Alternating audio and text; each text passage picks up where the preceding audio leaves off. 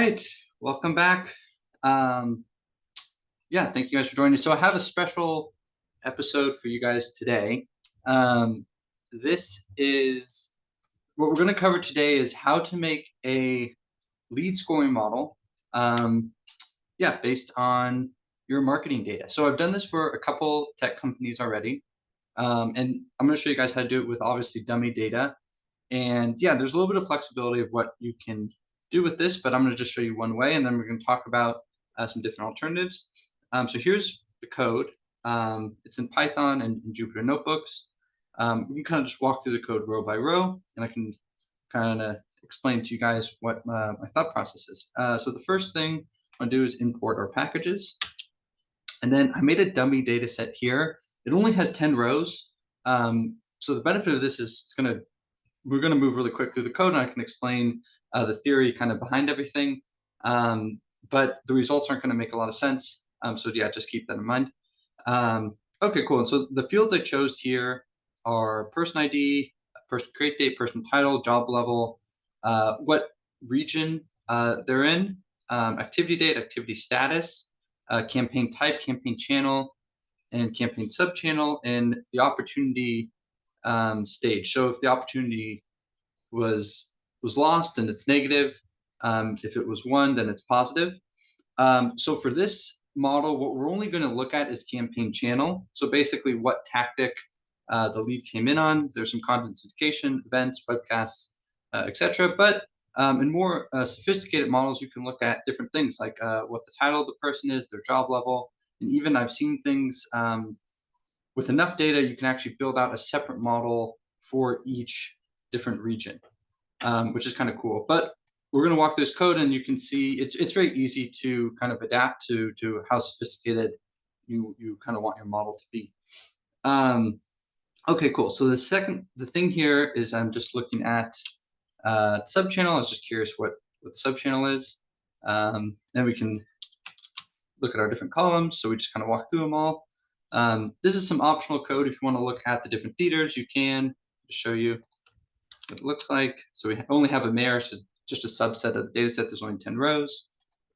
This is also optional if you want to see the distribution of our opportunities. So there's 11 negative and 2 that are positive. That's weird. I thought there was only 10 rows. Maybe there's 13 rows. No. Why is that? 1, 2, 3, 4, 5, 6, 7, 8.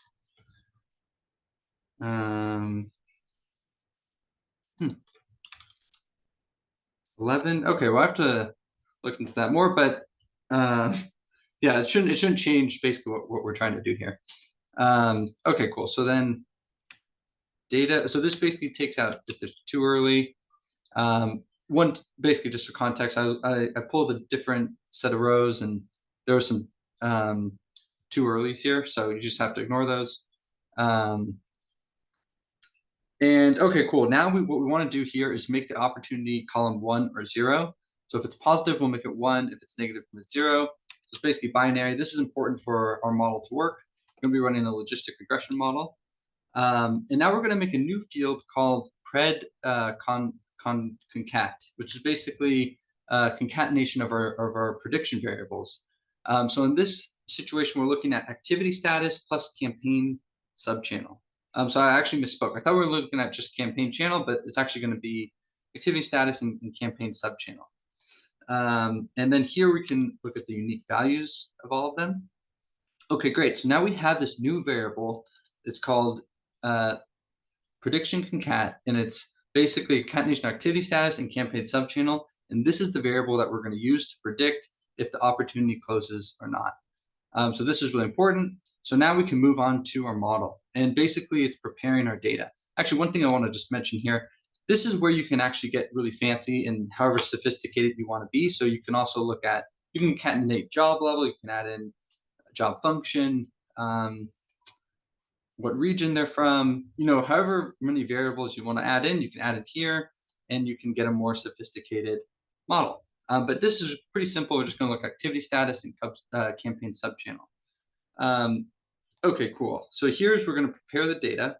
So we're only going to keep that new variable, that prediction concatenation variable, and person ID, and then the class variable. And the class variable is just if the opportunity was won or lost. So 1 if it was won, and then 0 if it was lost. And then person ID. So this is what our data set looks like so far. The next thing we want to do, this is also important, is we want to do something that's called one-hot encoding the prediction variables. And what this basically does is it expands the data set for each prediction, or for each binary variable, or for each unique variable here. So like register 2touch and register ebook, each unique variable, it's going to add a new column, and then group by person ID. So if that person ID interacted with a certain prediction variable, it's going to have a 1 by it, and if not, it's going to have a 0. So what this allows us to do is it allows us to have a column for each prediction variable, which is really helpful if we want to look at coefficients for each of these variables, which we will do in a little bit. Okay, cool. This is just a test to see if the person ID is duplicated. We don't want it to be, so it should be false since we're grouping by each person ID. Maybe I forgot to run one of these. Sorry about that. Let's see if this works. Okay, cool. So it's false. That's what we want. Now we want to drop person ID. So once we confirmed that it's unique, we can actually drop the column. Boom. So now we just have class and all the prediction variables. We can look at the class distribution to see what it looks like. Okay, so there's 6 zeros and there's 1. So there's 6 lost opportunities and one opportunity.